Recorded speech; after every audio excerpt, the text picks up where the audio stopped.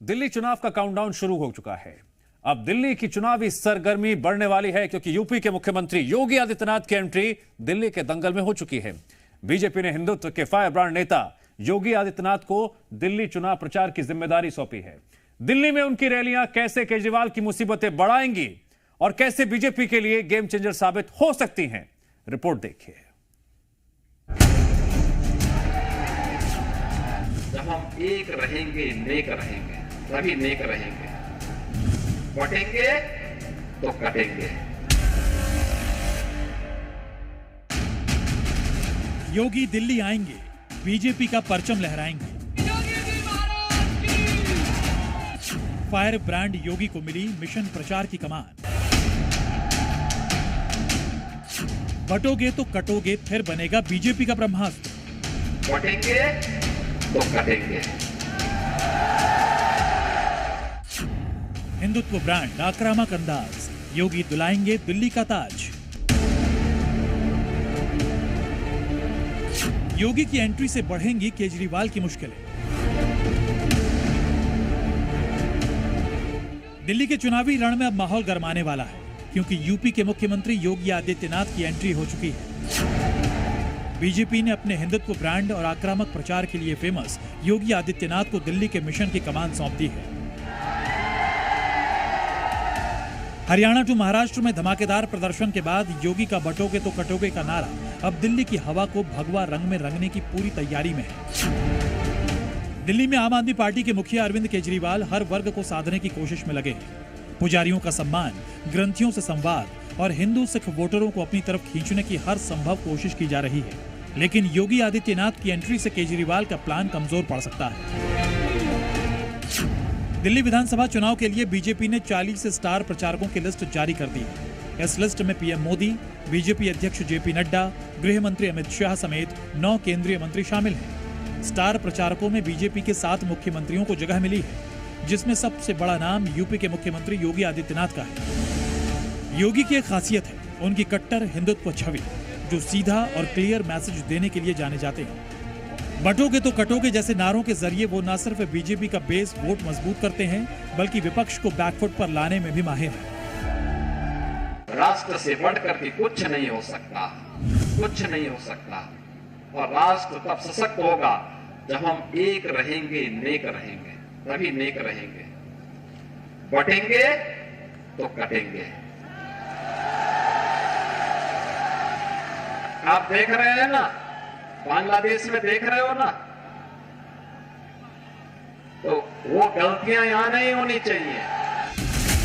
हरियाणा में योगी आदित्यनाथ ने अपने बटोगे तो कटोगे के नारे से हिंदू वोटर्स को एकजुट करने का ऐतिहासिक काम किया था।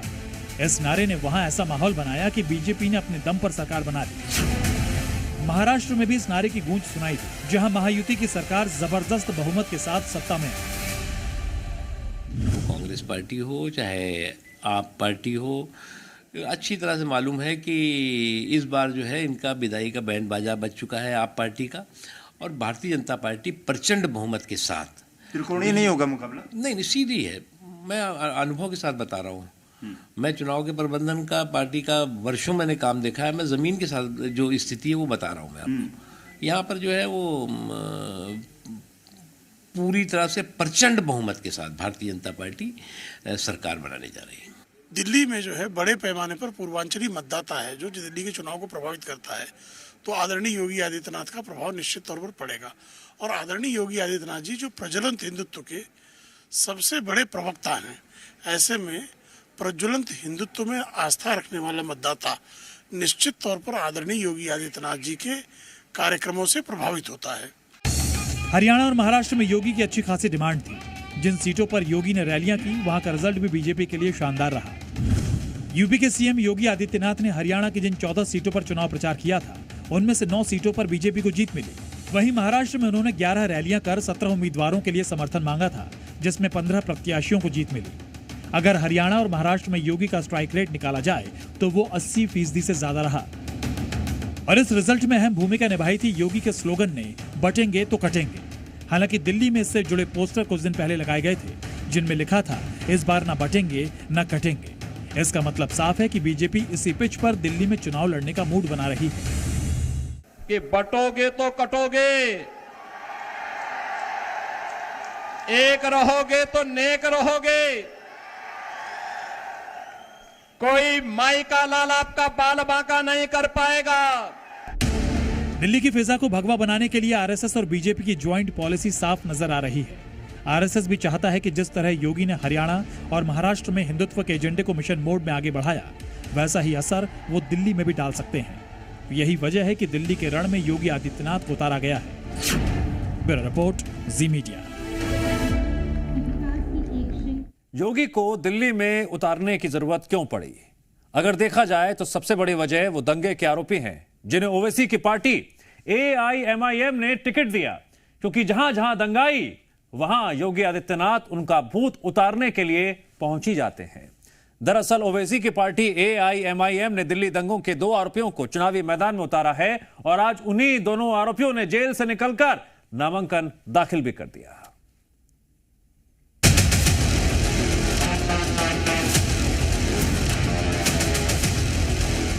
दिल्ली चुनाव में इस बार AIMIM ने दंगे के आरोपियों पर दांव चला है।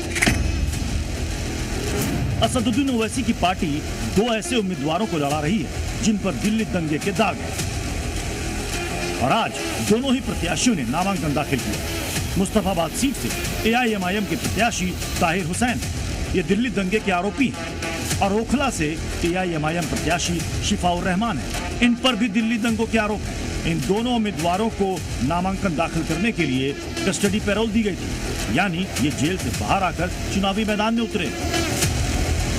ओवैसी के विरोधियों ने मोर्चा खोल दिया है। सवाल उठ रहे हैं कि क्या दिल्ली चुनाव दंगाइयों के दम पर जीते जाएंगे या फिर ये वोट काटने की साजिश। AIMIM के इन दोनों नेताओं को किन शर्तों पर पैरोल मिली है, ये भी जान लीजिए। दोनों में से कोई सार्वजनिक भाषण नहीं देंगे, न ही मीडिया में कोई बयान देंगे। इन्हें फोन या मोबाइल इस्तेमाल की इजाजत नहीं है। लैंडलाइन, इंटरनेट भी इस्तेमाल नहीं कर पाएंगे। किसी से भी बात करने की इजाजत नहीं होगी। नामांकन से संबंधित अफसरों से ही बात करना। हालांकि ताहिर हुसैन ने दावा किया कि इस चुनाव में जनता लड़ रही है। बोलेगा इंसाफ जीतेगा। क्या लगता है आपको चुनाव जीतेगा? चुनाव जीत पाएंगे? जनता जीतेगी, जनता लड़ा रही है। यार भैया मानते क्यों नहीं आप हैं?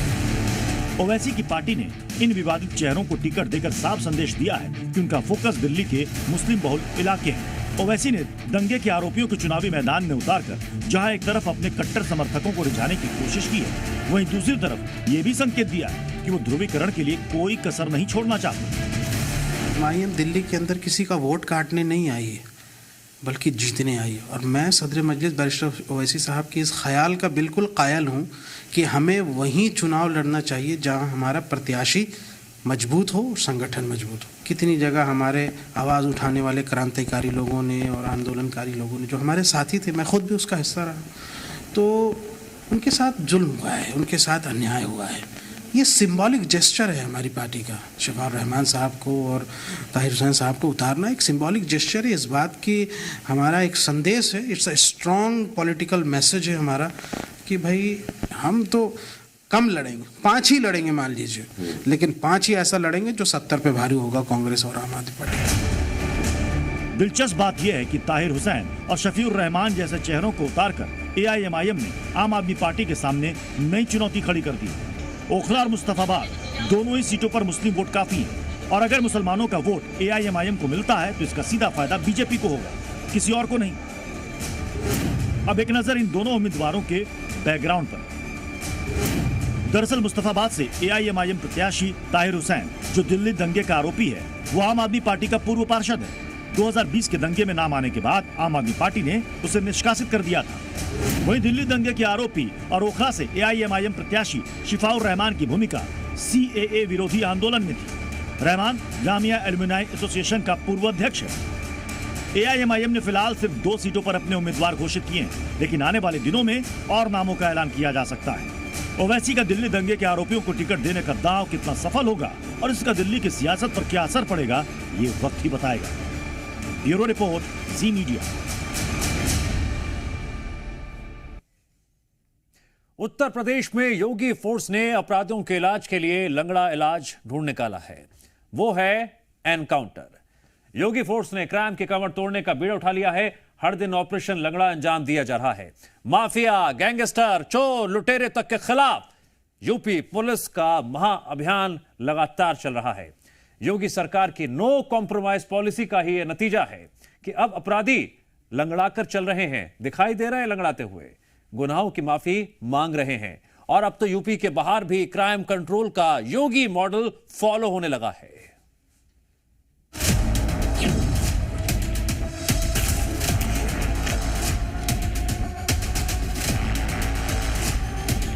देश में अपराधियों के खिलाफ ऑपरेशन लंगड़ा जारी है। अलग अलग शहरों की 4 तस्वीरें देखिए, जहां पुलिस ने मुठभेड़ के बाद कई इनामी बदमाशों को गिरफ्तार किया। यूपी के मथुरा में 25-25 हजार के 2 इनामी बदमाशों को पुलिस ने पैर में गोली मारी, तो यूपी की राजधानी लखनऊ में एनकाउंटर के बाद लूट में शामिल एक बदमाश को गिरफ्तार कर लिया।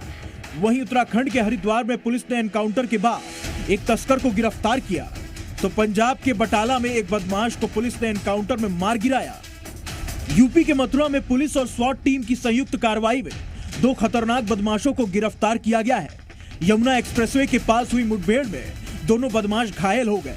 दोनों पर 25-25 हजार रुपए का इनाम घोषित था। पुलिस को मुखबिर से सूचना मिली थी कि 2 बदमाश बाइक से किसी वारदात को अंजाम देने के लिए जा रहे हैं, जिसके बाद पुलिस ने यमुना एक्सप्रेसवे के अंडरपास के पास नगला फार्म के कच्चे रास्ते पर घेराबंदी की। जब पुलिस ने बदमाशों को रोकने का प्रयास किया तो बदमाशों ने फायरिंग शुरू कर दी। जवाबी कार्रवाई में दोनों बदमाश घायल हो गए हैं। ये दोनों बदमाश, एक करुण उर्फ अन्ना है और एक धर्मेंद्र उर्फ धर्मू है। दोनों ही का नाम प्रकाश में उसमें आया था। दोनों ही 25-25 हजार के इनामी थे, इसको पुलिस तलाश कर रही थी। आज ये जमुना एक्सप्रेसवे के पास में चेकिंग के दौरान दोनों बदमाश के और पुलिस, जमुना पार्क पुलिस और स्वाट टीम के भी से मुठभेड़ हुआ। मुठभेड़ में दोनों बदमाशों को गोली लगी है। यूपी की राजधानी लखनऊ में पुलिस और बदमाशों के बीच मुठभेड़ हुई। इसमें बदमाश के पैर में गोली लगी है। आरोपी ने अलीगंज इलाके से घर के बाहर बैठी महिला की चेन लूटी थी, जिसके बाद पुलिस को बदमाश की लोकेशन मिली। जब पुलिस उसे पकड़ने के लिए पहुंची तो उसने पुलिस पर फायरिंग कर दिया और जवाबी कार्रवाई में पुलिस ने उसे लंगड़ा बना दिया। हालांकि इस बीच एक आरोपी मौके से फरार हो गया है। एक व्यक्ति ने पुलिस पर फायर किया, इसमें रिटालिएशन में पुलिस ने वापस फायर किया। उसके पैर पर गोली लगी है, उसकी मोटरसाइकिल गिर गई। उसमें एक व्यक्ति पीछे था जो फरार हो गया, उसको वांछित बना दिया गया है। गोली लगने वाले का नाम राजीव श्रीवास्तव के रूप में आइडेंटिफाई हुआ है। पुलिस को इसमें कोई चोट नहीं है अभी तक और दूसरे को वांछित करके अग्रिम कार्रवाई की जा रही है। यूपी के बाद उत्तराखंड की तस्वीर भी वही कहानी बयां कर रही है। हरिद्वार के ज्वालापुर इलाके में पुलिस की नशा तस्करों के साथ मुठभेड़ हो गई। एनकाउंटर में एक नशा तस्कर गोली लगने से घायल हो गया, जबकि उसका साथी मौका देख के फरार हो गया है। पुलिस से भागने की कोशिश करी। पुलिस ने जब उनको रोकने का प्रयास किया, उनके द्वारा पुलिस पर फायर किया गया और फायर करते हुए वो लोग रेगुलेटर पुल की ओर को भागे थे। पुलिस के द्वारा उनका पीछा किया गया और उन्हें न्यूट्रलाइज करने के लिए पुलिस ने जवाबी फायर पर एक व्यक्ति जिसका नाम नजाकत है, उसके पैर में गोली लगी थी। उसको तत्काल हॉस्पिटल में ले जाया गया और उसका जो चेकिंग के दौरान ये पता लगा कि ये स्नैक की यहाँ तस्करी करने आए थे। पंजाब में बटाला पुलिस ने एनकाउंटर में एक गैंगस्टर को मार गिराया है। गैंगस्टर रणजीत सिंह पर हत्या जैसे संगीन धाराओं में मामले दर्ज है। नाकाबंदी के दौरान आरोपी को आता देख पुलिस ने रोकने का इशारा किया तो आरोपी ने पुलिस पर ही गोली चला दी। पुलिस ने बिना समय गंवाए जवाबी कार्रवाई की, जिसमें गैंगस्टर को भी एक गोली लगी और बटाला सिविल अस्पताल में इलाज के दौरान उसकी मौत हो गई। तस्वीरों से साफ है कि चाहे उत्तर प्रदेश हो या उत्तराखंड या पंजाब, जो अपराध करेगा अब एनकाउंटर से उसका इलाज होगा। ब्यूरो रिपोर्ट, जी मीडिया। छत्तीसगढ़ के बीजापुर से बड़ी खबर आ रही है। मुठभेड़ में 17 नक्सलियों के मारे जाने की खबर सामने आ रही है। पुजारी कानकेर और मारूड बाका के बीच मुठभेड़ हुई। रुक रुक कर फायरिंग हो रही है। सर्च ऑपरेशन अभी भी जारी है। वो लोकेशन देख लीजिए एग्जैक्ट जहां पर यह मुठभेड़ हो रही है, जिसके बारे में जानकारी सामने आई है। अपडेट यह है कि अब तक इस मुठभेड़ में 17 नक्सली मारे जा चुके हैं। यह संख्या अभी और भी ज्यादा बढ़ सकती है। आधिकारिक पुष्टि का इंतजार है। पुजारी कानकेर और मारूड बाका के बीच यह मुठभेड़ हो रही है। अब तक जो इनपुट्स मिले हैं उसके आधार पर 17 नक्सली मारे जा चुके हैं। 17 नक्सलियों का खात्मा हो चुका है। बीजापुर सुकमा और तेलंगाना के बॉर्डर इलाके में एक बड़ी मुठभेड़ चल रही है। संयुक्त सुरक्षा बलों की टीम के साथ नक्सलियों की बटालियन का मुठभेड़ वहां पे हुआ है। अब तक जो जानकारी है कि 12 नक्सली मारे गए हैं, जिसमें छत्तीसगढ़ के भी बड़े कैडर के नक्सली हैं और साथ ही साथ तेलंगाना के बड़े कैडर के नक्सली हैं। 12 शव अब तक बरामद कर ली गए हैं, जो जानकारी है। साथ ही साथ जो अत्याधुनिक जो वेपन है AK-47 SLR और बैरल ग्रेनेड लॉन्चर भी बरामद किए गए हैं और अभी भी मुठभेड़ वहां पर रुक रुक कर चल रही है। जानकारी के मुताबिक 3000 से ज़्यादा करीब 8 कैंपों के जवान और DRG के जवान, CRPF के जवान और कोबरा और STF के जवान उस इलाके में डटे हुए हैं और वो पूरा इलाका बटालियन का जो PLJ कमांडर है देवा का माना जाता है। हम मैप के जरिए आपको समझाने की कोशिश करेंगे कि एक्चुअल में कहाँ वो मुठभेड़ अभी चल रही है और वो पूरा इलाका किस तरीके से है, कैसी भौगोलिक परिस्थिति है। आप मेरी टीवी की स्क्रीन पे आप देख सकते हैं, ये पूरा मैप है जहां हम बताने की कोशिश आपको करेंगे। ये अब तक जो जानकारी निकल के आई थी कि पुजारी कांकेर और मारोड़ वाका के बीच में ये मुठभेड़ चल रहा है, तो जी हाँ, सही सुन रहे हैं या सही लिखा जा रहा है। मारोड़ वाका और पुजारी कांकेर के बीच में बोमेद ये जगह है। एग्जैक्ट इसी जगह पे, इसी लोकेशन के जंगल के इर्द गिर्द जो है वो मुठभेड़ चल रही है, जिसमें अब तक जो 12 नक्सली हैं उनको मार गिरा गया। अगर आप इस पूरे इलाके को समझेंगे तो जब बीजापुर से आप जाएंगे उसूर, ये देखिए बाजारपरा उसूर लिखा हुआ, उसूर पहुंचेंगे, ये वो जगह है जहां इसके बाद से तेलंगाना का उधर का इलाका शुरू हो जाता है और वो सघन माओवाद प्रभावित इलाका था।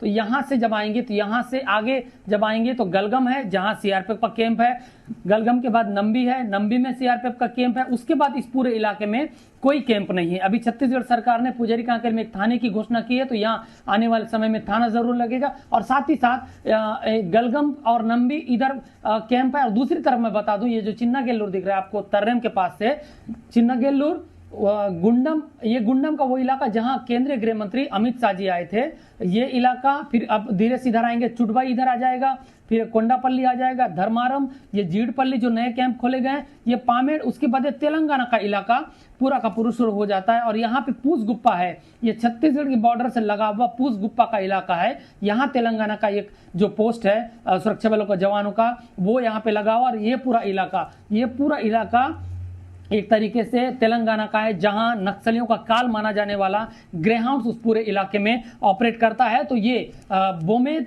वो इलाका है जहां इस पूरे इलाके से इधर गुंडम, कुंडापल्ली, पोलमपल्ली, धर्मारम, इधर से यहाँ पे सुरक्षा बल के जवान पहुंचे थे और नंबी और इस तरफ से पहुंचे थे और साथ ही साथ तेलंगाना का जो एक कवर है वो जवानों को यहाँ पे मिला है। तो बड़ी टुकड़ी, बड़ा ऑपरेशन यहाँ पे लॉन्च किया गया है, जिसमें सुकमा, इस तरफ सुकमा का इलाका है, बीजापुर और तेलंगाना, तीनों इलाके के जो जवान हैं उन्होंने एक तरीके से यहाँ पे सुरक्षा बल के नक्सलियों की एक बड़ी जो बटालियन है देवा जिसका ऑपरेट करता है, उसको यहाँ पे घेर रखा है। 100 से ज़्यादा जो नक्सली हैं उनको सुरक्षा बल के जवानों ने वहाँ पे घेर रखा है और माना जा रहा है कि 2000 से 3000 के आसपास जो सुरक्षा बल के जवान हैं उस पूरे इलाके में ताबड़तोड़ फायरिंग कर रहे हैं। अभी भी फायरिंग हो रही है। शुरुआती जो रुक कर जो फायरिंग हो रही थी उसमें 12 जो नक्सली हैं उनके शव बरामद किए गए हैं और कई वेपन्स बरामद किए गए हैं। ये आंकड़ा अभी देर रात तक मुठभेड़ के बाद और बढ़ सकता है। कल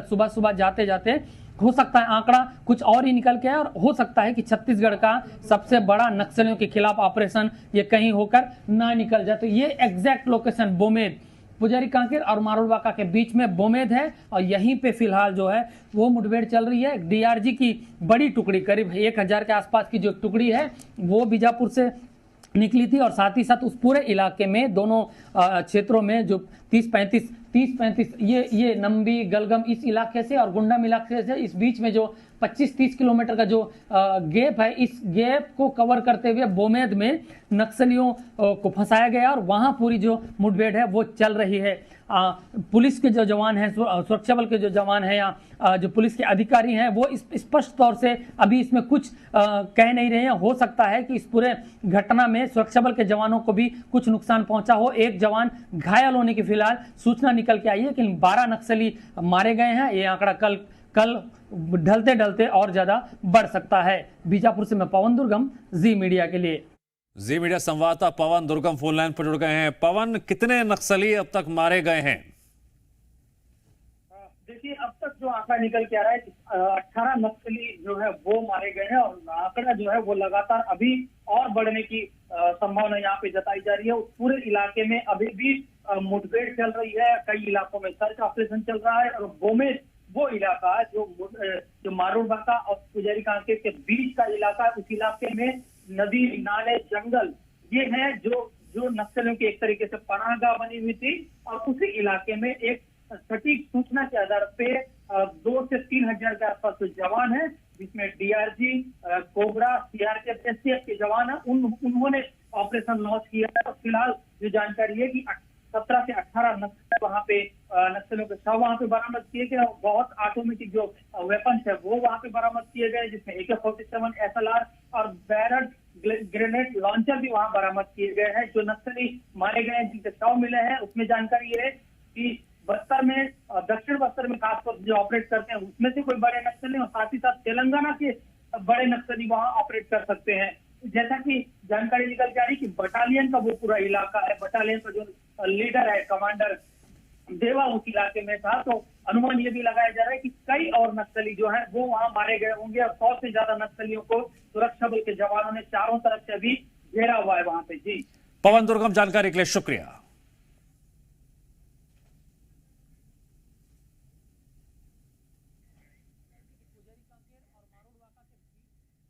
और यहां वक्त है ब्रेक का। ब्रेक के बाद भी खबरों का सिलसिला लगातार जारी रहेगा। आप देखते रहिए जी मध्य प्रदेश छत्तीसगढ़।